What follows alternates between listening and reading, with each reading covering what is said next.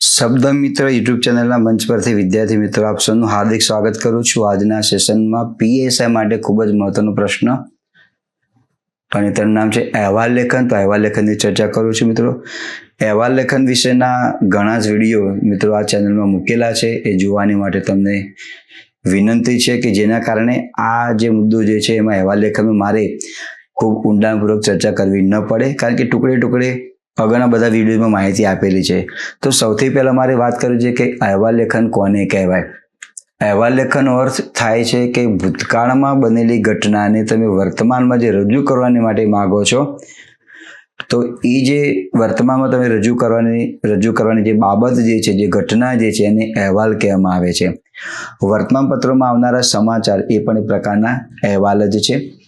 અહેવાલમાં ક્યારેક એવું બનતું હોય કે પત્રકાર હાજર હોય પણ ખરું ન પણ હોય, અથવા તો પત્રકારને ખાસ એમને આમંત્રણ આપવામાં આવેલું હોય અને પત્રકાર પરિષદ જેવો કોઈ પ્રસંગ હોય અને એના આધારે જે કંઈ ઘટના બની હોય, પત્રકારો જે છે એ ઘટનાનું સૂક્ષ્મ નિરીક્ષણ કરે, સૂક્ષ્મ બાબતો અને જે અગત્યની બાબતો હોય, અગત્યની બાબતોને એ એમના મેગેઝિન્સ હોય કે ન્યૂઝપેપર હોય એમાં પ્રકાશિત કરતા હોય છે। અર્થથી ઇતિ સુધીની સ્ટોરી ના લખે, જે વધારાનો કચરો હોય એને દૂર કરતા હોય।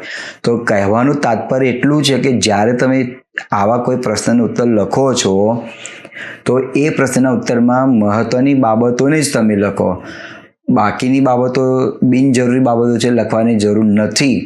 તો તમને પ્રશ્નની બાબતમાં તમને સમજાવું છું। હવે કદાચ કોઈ વિદ્યાર્થીનો પ્રશ્ન એવો થતો હોય કે બિનજરૂરી બાબતો કઈ, હું નાનકડું તમને ઉદાહરણ આપીને મૂળ પ્રશ્ન પર આવવા માટેનો પ્રયાસ કરું છું। માનો કે તમે સ્ટેચ્યુ ઓફ યુનિટીની મુલાકાત લેવા માટે ગયા અને તેનો અહેવાલ તૈયાર કરો, તો ઘણા એવું લખે ને કે મેં લક્ઝરીમાં ગયા ને વંદે માતરમ દ્વારા ગયા ને ફલાણી જગ્યાએ નાસ્તા પાણી કરીને આટલા રૂપિયા ટિકિટ હતી ને, એ બધું બિનજરૂરી બાબત છે, એ બધી ક્યાં જરૂર છે? તો એવું આ બધી બાબતોને તમે કાઢી નાખો તો તમારી ભાષા પરની પકડ સારી હશે, તમારું વાંચન વધારે હશે, તમારી લેખન વૃત્તિ સારી હશે, તો ને તો તમે અહેવાલ લેખનને, નિબંધ લેખનને કે સંક્ષેપીકરણને તમે યોગ્ય ન્યાય આપી શકશો। તો આપ સૌનું હાર્દિક સ્વાગત કરું છું શબ્દ મિત્ર યુટ્યુબ ચેનલ પર। મિત્રો, આ ચેનલ પર આવનારા વિડીયોઝને મેળવવા માટે અમારી સાથે જોડાયેલા રહો અને ફ્રીમાં આપવાનું છે તમે લાઇક્સ આપ્યા કરો, કે જેના કારણે તમારા લાઇક્સ જે છે એ વધારે આ જે વિડીયો જે છે એને મૂકવાની માટે પણ એક પ્રોત્સાહિત બની શકે। એ સરસ મજાનો પ્રશ્ન મિત્રો તમારી સાથે લઈને આવ્યો છું। પ્રશ્ન એવો છે કે તાજેતરમાં અમદાવાદ ખાતે ખાકી ભવનનું ઉદ્ઘાટન રાજ્યના નાયબ મુખ્યમંત્રી અથવા ગૃહમંત્રી દ્વારા કરવામાં આવ્યું। આ પ્રસંગમાં આપ પત્રકાર તરીકે ઉપસ્થિત હતા, એ અંગેનો વિગતવાર અહેવાલ તૈયાર કરો। હવે પ્રશ્નમાં તાજેતરમાં જે ઘટના બની એમાં તમે પત્રકાર તરીકે છો। હવે આ ઉદ્ઘાટન મુખ્યમંત્રી કરે, ગૃહપ્રધાન કરે, ગૃહમંત્રી કરે કે કોઈ પણ કરે, ઉત્તર તો આ જ આવશે।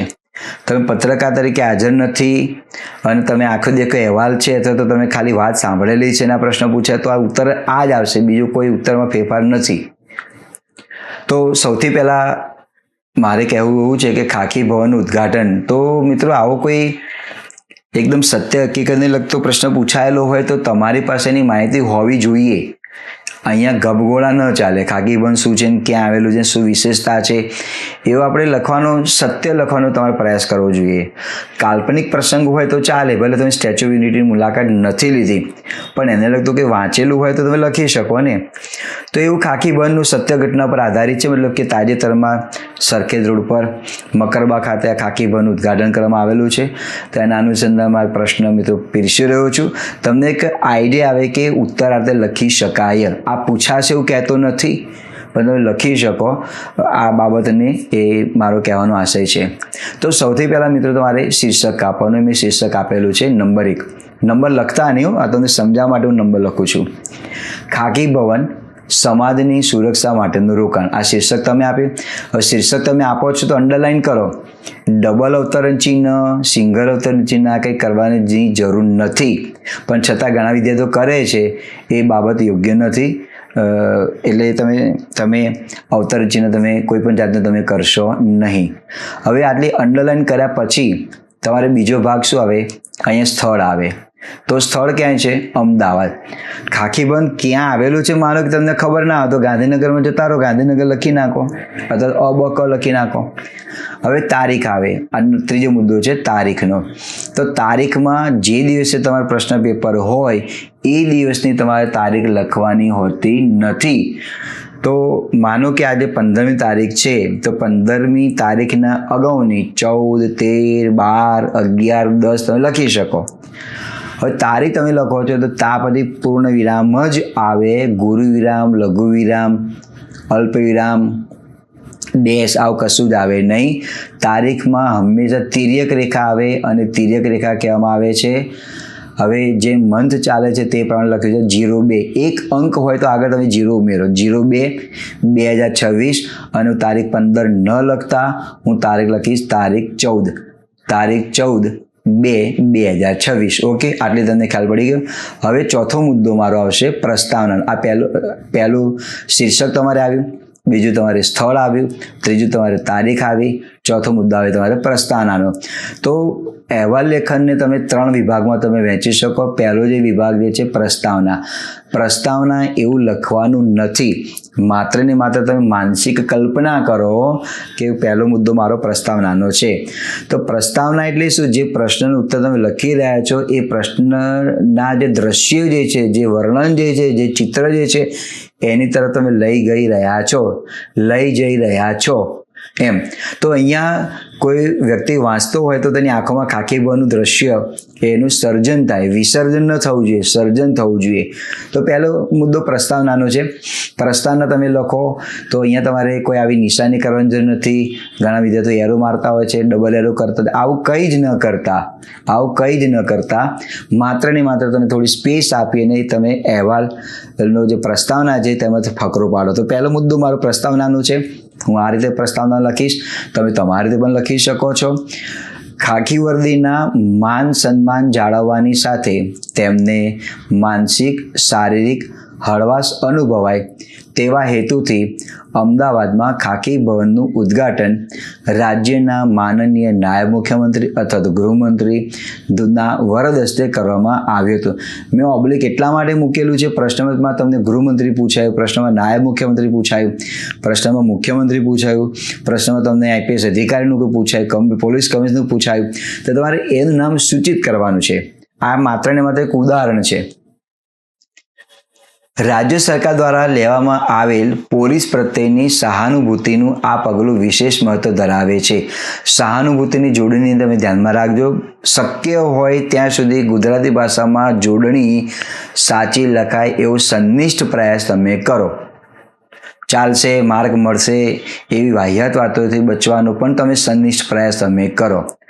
અને ન્યૂઝપેપર તમે વાંચતા હો તમે કે કોઈ બહારની બોર્ડ મારેલું હોય અને જે જોડણી લખેલી છે એમાં મોટે ભાગે ભૂલો જોવા માટે મળતી હોય છે. એટલે એ જોડણી લખવાનું તમે આગ્રહ ન રાખો. તમે જોડણીને વ્યવસ્થિત તમે તૈયારી કરવી છે તો સાર્થ જોડણી કોર્સ જે છે એને તમે વાંચો. જોડણી આંખનો વિષય છે. નિયમોથી બધી 100% જોડણી આવડે એવું ત્યાં હોતું નથી, કારણ કે એમાં કેટલાક નિયમો અપવાદ છે. તો પહેલો મુદ્દો પ્રસ્તાવનાનો થયો. હવે બીજો જે મુદ્દો જે છે મિત્રો મારો મધ્ય ભાગ આવશે, જે ખાખી ભવનને લગતો જે છે. એમાં જો મધ્ય ભાગ જે છે એ જે તે પ્રશ્ન પૂછેલો છે એનું એક હૃદય ગણાય છે. તો મધ્ય ભાગની અંદર તમારે એવું વિવરણ કરવાનું છે કે ખાખી ભવન જે છે એની ઉદ્ઘાટનની જે વિધિ જે હતી એમાં કઈ કઈ બાબતો પર ફોકસ પાડ્યો આપણે એ જોઈશું. તો બીજો જે મુદ્દો જે છે મધ્ય ભાગનો છે. તમારે મધ્ય ભાગ એવું લખવાનું નથી, એટલે લખતા નહીં. આપની સમજૂતી માટે મેં મધ્ય ભાગ લખેલું છે. કાર્યક્રમનો પ્રારંભ દીપ પ્રાગટ્યથી કરવામાં આવ્યો. કોઈ પણ કાર્યક્રમ હોય તો મોટે ભાગે દીપ પ્રાગટ્યથી કરવામાં આવતું હોય છે. રાજ્યના ગૃહમંત્રી સાથે રાજ્ય પોલીસ વડા, ઉચ્ચ અધિકારીઓ તથા અનેક મહાનુભાવોની ઉપસ્થિતિ યશ કલગી સમાન હતી. તો જેવું પ્રસંગ હોય એ પ્રમાણેના તમે મંત્રીઓને, અધિકારીઓને તમે બોલાવી શકો છો. આ ખાખી ભવનનો છે એટલે આપણે આ બધાને ઉપસ્થિત રાખ્યા છે. ગૃહમંત્રીશ્રીએ ઉદ્ઘાટનના પ્રારંભમાં પોલીસની ફરજ, શિસ્ત અને સમાજ સુરક્ષામાં તેમની વિશિષ્ટ ભૂમિકા વિશે પ્રેરણાદાયી વાતો કરી. સામાન્ય રીતે દીપ પ્રાગટ્ય થાય, રિબિન કાપવામાં આવે પછી તો સ્પીચ આપવાની હોય છે ને, આ સ્પીચની અંદર આ બધું એમને કહી દીધું. પોલીસની ફરજ શું હોય છે, સમાજ માટે સુરક્ષામાં તેમનું યોગદાન છે, એમની શિસ્ત કેવી હોવી જોઈએ, આ બધી લંબાણપૂર્વક જે વાત જે છે એ સંક્ષેપમાં દ્વારા પતાવી દેવાની. તેમની વિશિષ્ટ ભૂમિકા વિશે પ્રેરણાદાયી વાતો કરી. પછી ખાખી ભવન વિશેની લાક્ષણિકતાઓ તો છે, પણ એ ઉપરાંત આનો ખર્ચ કેટલો છે એ પણ માહિતી તમારે ત્યાં લખવી જરૂર છે. 8.5 કરોડ રૂપિયા સાથે 2400 ચોરસ મીટર જગ્યામાં વિસ્તરેલ એટલે ફેલાયેલ 3 માળથી સુશોભિત ખાખી ભવન વિશે તેમણે ખૂબ જ રસપ્રદ જાણકારી આપી. હવે ખૂબ જ રસપ્રદ જાણકારી આપી એટલે એમાં બધું જ આવી ગયું. 3 માળ જે છે એમાં પોલીસ કર્મચારી માટે શું સુવિધા છે, પુસ્તકાલય પણ છે, જીમ પણ જે છે, આરામ કરવા માટેની બહુ સરસ મજાની સુવિધા છે, નાસ્તા પાણીની સુવિધા છે, જમવાની પણ સુવિધા છે. એટલે પોતાનું ઘર કરતાં પણ વિશેષ સુવિધા મળે એવી સુવિધા ખાખી ભવનમાં છે. કદાચ એવું લાગે વ્યતિરેક અલંકાર હું એમ કહી શકું કે ખાખી ભવનની સુવિધાઓ 5 સ્ટાર હોટલને ઝાંખી પાડે તેવી છે. વ્યતિરેક અલંકાર થયો. આ સમજૂતી માટે છે, અલંકાર તો કહો વાપરો નથી વાપરો આપની પર આધારિત છે, પણ આ પંક્તિ તમને વ્યતિરેક અલંકાર બતાવે છે. ખાખી ભવન એટલું સરસ મજાનું બનાવ્યું છે, 5 સ્ટાર હોટલને પણ ઝાંખી પાડે તેવી છે. ખાખી ભવનના દરેક માળ પર રહેલ વિશેષ લાક્ષણિકતાનું વર્ણન કર્યું, જેમાં વિશિષ્ટ સગવડો વિશે પણ જાણકારી આપી. આ ખાખી ભવનનો ઉપયોગ કોઈ પણ કેટેગરીના પોલીસ કર્મચારીઓ કરી શકે છે. અમદાવાદમાં મકરબા ખાતે નિર્માણ પામેલ ખાખી ભવનની વિશેષતાઓ સાંભળી સૌ શ્રોતાગણ અવાક થઈ ગયા. અવાક થઈ ગયા એટલે આશ્ચર્યચકિત થઈ ગયા. હવે તમે જો હું જે કંઈ કર્યું છે અને તમે સમજતા હો તો મારો કહેવાનું તાત્પર્ય એટલું છે. તો સેકન્ડ પેરેગ્રાફમાં બિનજરૂરી બાબતો નોંધવાની જરૂર નથી. અહીંયા બધી એમની જે વાતોનો સારાંશ જે છે એ એક જ પંક્તિમાં પૂરું કરી નાખ્યું. ગૃહમંત્રીશ્રીએ ઉદ્ઘાટનના પ્રારંભમાં પોલીસની ફરજ, શિસ્ત અને સમાજ સુરક્ષામાં તેમની વિશિષ્ટ ભૂમિકા વિશે પ્રેરણાદાયી વાતો કરી. એટલે બધું જ સંક્ષેપ આવી ગયો. પછી 3 માળથી સુશોભિત ખાખી ભવન વિશે તેમણે ખૂબ જ રસપ્રદ જાણકારી આપી.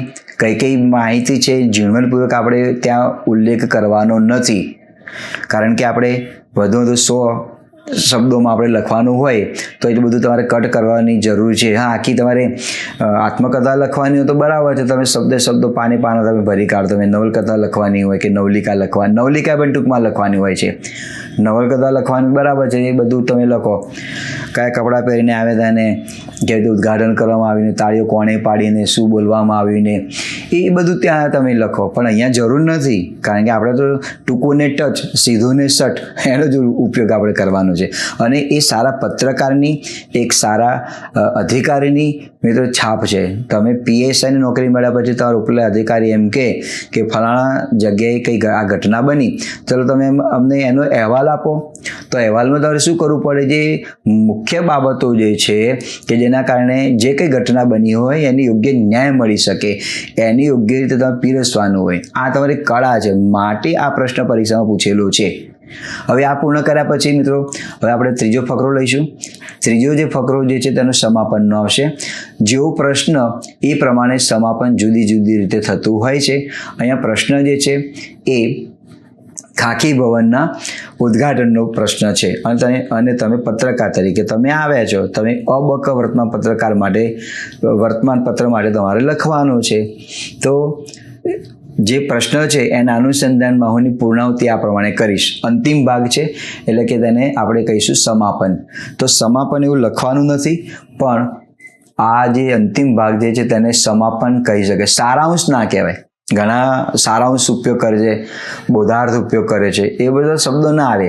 સમાપન છે. તો જોઈએ, તેમણે પોલીસ અધિકારીઓએ નાગરિકો સાથે પ્રેમથી વર્તવાની સાથે સાથે પોલીસ સ્ટેશનમાં PI, DYSPને નાગરિકો નિર્ભયપણે ખૂબ સરળતાથી મળી શકે તેવી વ્યવસ્થા કરવા પણ સલાહ સૂચન કર્યા હતા. સરકારી કામકાજ માટે પોલીસ અધિકારીઓ કે કર્મચારીઓ અમદાવાદ આવે છે ત્યારે તેમના રોકાણ માટે આ ભવન ખૂબ જ ઉપયોગી બનશે જ ભારપૂર્વક નિપાત છે એવો દ્રઢ વિશ્વાસ તેમને પ્રગટ કર્યો હતો. તો સમાપનમાં એક મોરલ જે છે, એમને કઈ બાબતો કરીશું, ઉપદેશ આપે શું નહીં, અને ખાખી ભવનનો હેતુ જે છે, અમદાવાદના બહારના જે અધિકારીઓ આવતા હોય તો ક્યારેક એમને રાત્રિ રોકાણ ક્યાં કરવું એક પ્રશ્ન થતો હોય છે. તો આ પ્રશ્નના નિરાકરણ માટે રાજ્ય સરકાર તરફથી લેવામાં આવેલું જે પગલું જે છે ખરેખર આવકારદાયક છે, એ પણ તમે લખી શકો અંતિમ ભાગની અંદર. ત્યારબાદ ખાખી ભવન પોલીસ કર્મીઓ માટે વિધિવત પ્રત્યક્ષ મુલાકાત માટે ખુલ્લું મૂકવામાં આવ્યું. આ બધી ઘટના બની ગઈ, દીપ પ્રાગટ્ય થયું, પ્રવચન અપાઈ ગયા. તમે એમ લખી શકો કે ગૃહમંત્રીના પ્રવચન પછી રાજ્યના પોલીસ વડાએ પણ સરસ મજાનું પ્રવચન આપ્યું, ફલાણા પોલીસ અધિકારીએ પણ પ્રવચન આપ્યું, એમનું પ્રવચન સાંભળીને સૌએ તેમને તાળીઓના ગળગળાથી વધાવી લીધા, એવું તમે લખી શકો. પણ કેટલા શબ્દો આપણી પાસે છે અને કેટલું લખીએ છીએ એની પર આધારિત છે. ત્યારબાદ ખાખી ભવન પોલીસ કર્મીઓ માટે વિધિવત પ્રત્યક્ષ મુલાકાત માટે ખુલ્લું મૂકવામાં આવ્યું, જેનો હેતુ તેના વિશે વિશેષ માહિતી મેળવી શકે ને, આને કંજક્શન તરીકે છે, ને એટલે અને પોલીસ કર્મીઓ તેનો યોગ્ય લાભ લઈ શકે. આ કાર્યક્રમનું ખૂબ જ ઉત્સાહપૂર્ણ સમાપન થયું, જે પોલીસ કર્મીઓના ખાખી વર્દીના રંગે રંગાઈ ગયું. આ રૂપક અલંકાર છે. જે ઘટના હતી આખી ખાખી વર્દીના રંગે રંગાઈ ગયેલું રૂપક અલંકાર છે. તો આ પ્રમાણે અહેવાલ લેખન મિત્રો તમે લખી શકો. અગાઉના મારા વિડીયોઝમાં ચેનલ પર મેં મૂકેલા છે અહેવાલ લેખનના, જીપીએસસીની હોય, STIની લગતા હોય, આ મૂકેલા છે મિત્રો. અધિક જાણકારી તમારે મેળવી હોય તો એ પણ તમે જોઈ શકો છો. સંક્ષિપ્તીકરણના પણ મૂકેલા છે, સંક્ષિપ્તીકરણ કઈ રીતે લખી શકાય. નિબંધના પણ મૂકેલા છે, કોન્સ્ટેબલ માટે જે MCQ ટાઈપના પ્રશ્નો પૂછાતા હોય છે 5 માર્ક, એ પણ મૂકેલા છે, તો એ પણ તમે જોઈ શકો છો. અને અગાઉ જે કોન્સ્ટેબલની પરીક્ષા લેવાઈ એનું પેપર સોલ્યુશન પણ ગુજરાતીમાં મૂકેલું છે, એ પણ તમે ત્યાં આગળ જોઈ શકો છો. તો મિત્રો આ રીતે અહેવાલ લેખન તમે લખી શકશો. અને આ પ્રકારના વિડીયોઝ જોવાને માટે મિત્રો શબ્દ મિત્ર યુટ્યુબ ચેનલ સાથે તમે જોડાયેલા તમે રહો, અને જે લાઇક જે છે એને પ્રેમથી અને ખૂબ આનંદ ઉત્સાહથી તેને લાઇક્સ કરો, અને જેના કારણે તમને અવનવા વિડીયોઝ જે છે તમને મળી શકે અને તેના વિશે તમે વધારે જાણકારી પણ મળે. અને જેટલા શબ્દ ભંડોળ તમારી પાસે હશે, જેટલી જાણકારી હશે, એટલો પ્રશ્ન ઉત્તર પણ તમે ખૂબ સારી રીતે લખી શકશો. તો આ રીતે આ ખાખી ભવનના ઉદ્ઘાટનનો જે અહેવાલ જે છે એને પૂર્ણ કરું છું. આ અહેવાલમાં મેં મારા વિચારો પ્રગટ કર્યા છે. તમે જાતે પણ આ વિડીયોને સાંભળ્યા પછી તમે જાતે પણ તમે લખવાનો પ્રયાસ તમે કરો. તમને લાગે તમે જો જાતે તમે લખવાનો પ્રયાસ કરશો તો તમારામાં આત્મવિશ્વાસ પ્રગટ થશે. કોઈના કહેવાથી અથવા તો તમે આમ પેસ્ટ કોપી કરીને કોઈની કોપી કરીને લખશો, અહીંયા લખી શકશો, પણ પરીક્ષામાં શું થશે? એટલે તમે જાતે લખવાનો પ્રયાસ કરો, જાતે વિચારો. જેટલી સર્જનાત્મક શક્તિ તમારા મગજમાં પ્રગટ થશે ને, એટલું જ તમે આસાનીથી પેપર લખી શકશો. તો મિત્રો આ સાથે અહેવાલ લેખન આપણે પૂર્ણ કરીએ છીએ. તો મિત્રો આ જે ચેનલ જે છે તમારા મિત્રો સુધી શેર કરજો, લાઇક્સ કરજો, અને આપણને યોગ્ય લાગે યોગ્ય એવા પ્રતિભાવ પણ જણાવજો. આ સાથે મારી વાણીને વિરામ આપું છું. આપ સૌનો ખૂબ ખૂબ આભાર. જય હિન્દ, જય જય ગરવી ગુજરાત.